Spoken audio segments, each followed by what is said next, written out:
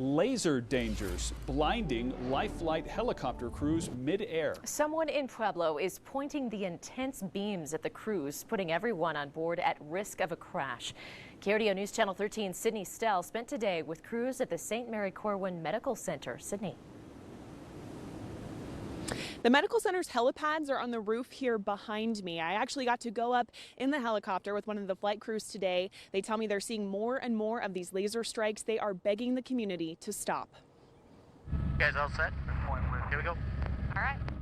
I don't think they have any idea the magnitude of the effects it could have. Charles C. Romero has been a flight nurse for almost a decade, but a few weeks ago, her career almost came to an end. We were flying into Parkview because they're the closest to a lot of these areas, and I looked down to look at the monitor. My patient was having some issues with the laser came right through the window into my eyes. Someone pointed a laser at her helicopter as they were working to save a patient. Lost my vision for a few minutes due to black circles, and then I had about a 3 to 7 day of almost just sand and painful vision for a few days.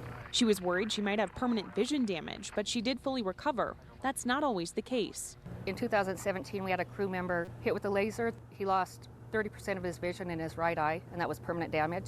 That type of injury can end your career, or worse. If they got a direct hit on her eyes or the pilot's eyes, it could potentially take us down. 4 people typically fly in Flight for Life helicopters: a pilot, 2 flight nurses, and a patient. A laser strike puts all 4 of them in jeopardy. Closest I can come to explaining it is if you were in a dark room and somebody were to use a flash right next to your eyes, once your eyes adjusted to that dark room, and all you can see is that white flash from a camera, that would probably be my closest explanation to what it's like. It's blinding. Charles C. wants to remind you that the people in these crews are your neighbors, and they provide critical care to people who need it the most. It's sad. It just, we're a part of this community. We're out there. We're here for them. So we just really think before you act.